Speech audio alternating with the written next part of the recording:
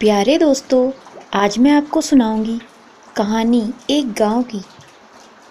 एक नदी के किनारे एक छोटा सा गांव था। उसमें बहुत से पेड़ पौधे, खेत और पशु पक्षी थे। नदी में औरतें कपड़े धोती और बच्चे खेलते कूदते, तैरते और मछलियाँ पकड़ते। वहाँ खेतों में गेहूँ, मूंगफली और पीली पीली सरसों उगाई जाती थी। उस गांव में छोटा सा तालाब भी था, जहाँ कमल खिलते थे और साथ ही बतख और मेंढक भी रहते थे।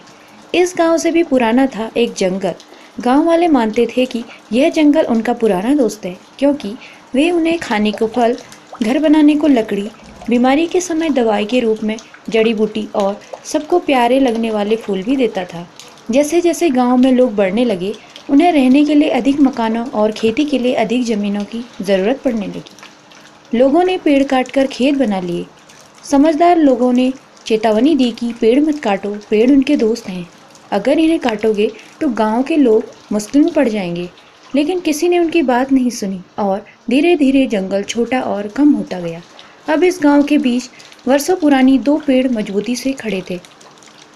एक पेड़ था पीपल का। उसमें हर साल नरम नरम तिकोनी पत्तियां लगती और पीपल के पेड़ के पास खड़ा था बरगद का विशाल वृक्ष। आखिर अंत में वही हुआ जिसकी समझदार लोगों ने चेतावनी दी थी। 4 साल तक एक बूंद भी पानी नहीं बरसा। सभी चिंतित हो गए। सूरज खूब तेज चमकता रहा, कमल सूख गया, तालाब तक सूख गए, बतखों ने गांव छोड़ दिया। नदी में कीचड़ की एक पतली धार बन गई थी। कुछ लोग कहने लगे, लोगों ने पेड़ काटे हैं, यह मुसीबत इसलिए आई है।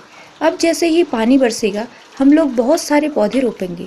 पक्षी तिलमिला उठे, तालाब भी रोने लगे, प्यासे मेंढक भी टर्रहाने लगे, सूखे खेतों ने प्रार्थना की। अंत में अब लोगों ने एक साथ प्रार्थना करी और एक दिन सबकी प्रार्थना ने ताकत का रूप ले लिया। यह ताकत ऊपर उठती गई और अंत में वह आकाश तक पहुंच गई और चांदी जैसा चमकीला बादल बन गई। देखते ही देखते अनगिनत बादल सारे आकाश पर छा गए, जिनसे सूरज का चेहरा ढक गया। फिर सैकड़ों हजारों पानी की बूंदें गिरने लगी, सूखी घास पर, पशु पक्षियों पर और सभी लोगों पर। सब लोग खुश हो गए और नाचने लगे। पीपल और बरगद के पेड़ ने बारिश को धन्यवाद देते हुए एक गीत गाया। फिर सब लोग जुट गए पौधे लगाने। गांव फिर से हरा भरा हो गया और उस दिन से सबने यह निश्चय किया कि अब से वह लोग पेड़ नहीं काटेंगे, बल्कि पेड़ लगाएंगे।